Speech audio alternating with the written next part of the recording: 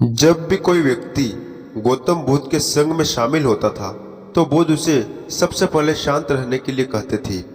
ध्यान की अवस्था में जाने से पहले उस भिक्षु को शांत रहना सिखाया जाता था। आज के दौर में हर तरफ शोर ही शोर है, उसकी वजह से दिमाग में तनाव पैदा होना लाजमी है। इसी में अगर आप हर रोज कुछ देर मौन रहने का अभ्यास करते हैं तो इससे आपके तनाव पैदा होने वाले हार्मोन के लेवल में कमी आती है। इससे आपका दिमाग शांत होता है, गुस्सा नियंत्रण में रहता है और तनाव बढ़ाने वाले हार्मोन का लेवल घटता रहता है। आज के इस वीडियो में हम जानेंगे कि किन मौक़ों पर हमें शांत रहना है और किन मौक़ों पर हमें बोलना है और शांत रहने से हमारे अंदर क्या बदलाव आ सकता है। दोस्तों, संध्या काल का समय था। गुरु अपने सभी शिष्यों को बुलाते हैं और कहते हैं, कल सुबह सब लोग नदी में स्नान करने के बाद तुरंत हमारी कुटिया के सामने उपस्थित हो जाना। सभी इसी से हैरान रह जाते हैं कि हम लोगों ने कुछ गलती की है क्या, लेकिन गुस्से में यह कहते हैं कि हो सकता है कि गुरुजी कल सुबह कुछ अच्छी बात बताने वाले हैं। सब लोग रात को सही समय पर सो जाते हैं और सुबह उठकर सभी लोग नदी में स्नान करने के बाद वापस गुरु के सामने उपस्थित हो जाते हैं। गुरु कहते हैं, आज हम तुम सबको चुप रहने के फायदे के बारे में बताऊंगा। गुरुजी कहते हैं, 10 मौके जहां पर चुप रहने से होता है लाभ और बोलने से होता है नुकसान। गुरु कहते हैं, अगर आप इन 10 मौकों पर शांत हो गए यानी मौन रह गए तो आप जो चाहोगे वही मिल जाएगा। आपकी जिंदगी में चमत्कारिक बदलाव शुरू हो जाएंगे। जरूरत से ज्यादा बोलना या सच रहना दोनों ही अच्छी बात नहीं। जैसे जरूरत से ज्यादा बारिश हो जाना या फिर धूप दोनों ही दिक्कत देती है, उसी तरह अनावश्यक बोलने से भी काफी नुकसान होता है। गुरु कहते हैं कि पहला ऐसा मौका जहां पर व्यक्ति को चुप रहना चाहिए, बिना तथ्य के ना बोले। गुरु ने कहा, अगर आपके पास कोई तथ्य नहीं है तो वहां चुप रहने में भी भलाई है। चुप बैठने से दिमाग में नई कोशिकाओं का निर्माण होता है और इससे ज्ञान की वृद्धि होती है। बोलने में भलाई वही है जहां आपको किसी चीज के बारे में पूरा ज्ञान हो। अगर आप बिना तथ्य के कहीं बोलते हैं या फिर बेवजह बोलते हैं तो आपका वहां मजाक भी बन सकता है। अगर आपके पास पर्याप्त जानकारी नहीं है, ऐसी जगह पर बोलने से आपका मजाक तो बनेगा ही, साथ ही आप लोगों का भरोसा भी आपसे उठने लगेगा। इसलिए ऐसी जगह पर शांत रहो जहां तुम्हें पता ना हो कि क्या बोलना है क्या नहीं। कई बार कुछ लोग ऐसे होते हैं जो हर जगह अपनी उपस्थिति बताते हैं और उन्हें पता नहीं होता कि हमें क्या बोलना है, लेकिन फिर भी बोलने के लिए बोलते जाते हैं और फिर बाद में दूसरों लोग उनके जाने के बाद उनका मजाक उड़ाते हैं। जब तक आपको उस तथ्य के बारे में अच्छा ज्ञान नहीं, उसके बारे में पता नहीं, तो वहां चुप रहना ही ज्यादा समझदारी है। गुरु ने कहा, दूसरा ऐसा मौका जहां पर व्यक्ति को चुप रहना चाहिए, शब्दों से ना पहुंचे ठेस। अगर आपके शब्द किसी को मानसिक ठेस पहुंचा रहे तो वहां चुप हो जाना चाहिए। कमजोर व्यक्ति के बारे में कुछ भी बोलकर आप महान नहीं बन सकते। महान आप किसी कमजोर का साथ देने से बनेंगे। कई बार होता है कि कुछ लोग अपने से छोटे व्यक्ति को भला बुरा कहते रहते हैं। सामने वाला इंसान को कद से आपके छोटा है पर आपको कुछ नहीं बोलेगा, लेकिन आप उसकी नजरों में गिरते चले जाएंगे। हो सकता है कि कल वह भी आपसे पद में बड़ा हो जाए। पद में आपसे जब वह बड़ा हो जाएगा तो आज जो रवैया आपका है उसके साथ ही आने वाले समय में वह भी आपके साथ वही करेगा। आप किसी को नीचा दिखाकर बड़ा नहीं बन सकते। बड़ा बनना है तो अपने से छोटे लोगों का इज्जत भी करना सीखे और साथ ही साथ बड़े लोगों का भी सम्मान करना चाहिए। लोगों को लगता है कि अगर वह अकड़ कर रहा और अकड़ कर बोलेंगे और सामने वाले को नीचा गिराने की कोशिश करेंगे तो वह बड़े बन जाएंगे, तो यह उन सब की भूल है। बड़े होने की बजाय आप उनकी नजरों में गिरते चले जाएंगे। गुरु ने आगे कहा, इसलिए शिष्यों, तुम सब जब भी बोलना आधार भाव से बोलना ताकि तुम्हारी बात लोगों को अच्छी लगे। बोलने में भाई बहन, माता पिता, मित्र इत्यादि संबोधन शब्दों का इस्तेमाल जरूर करना। इससे तुम्हारी मान प्रतिष्ठा और बढ़ेगी। साथ ही साथ लोगों की नजरों में तुम समझदार व्यक्ति बनते जाओगे। गुरु ने आगे कहा, तीसरा मौका जहां पर व्यक्ति को चुप रहने में भी भलाई है।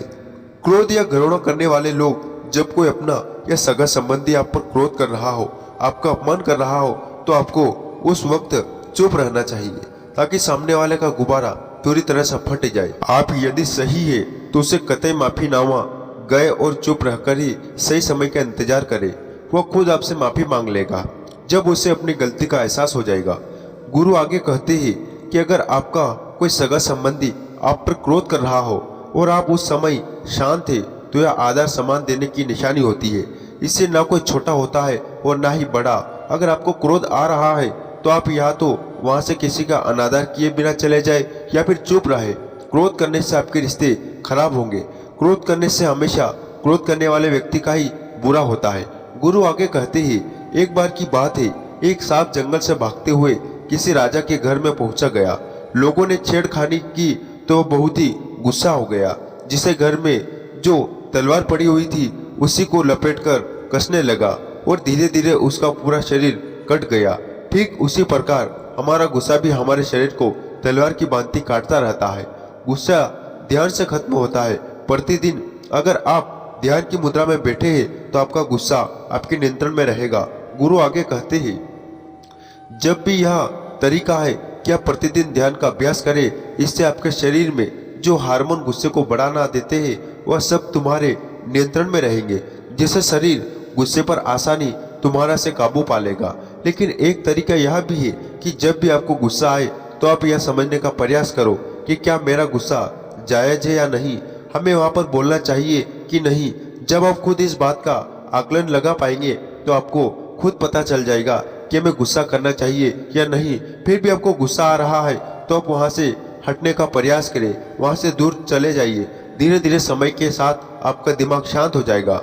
गुरु ने कहा, चौथा ऐसा मौका जहाँ पर इंसान को बहुत ही समझदारी के साथ काम लेना चाहिए, वहां पर आपको चुप रहना ही चाहिए। जहाँ पर उस मुद्दे से आपका कोई संबंध ना हो।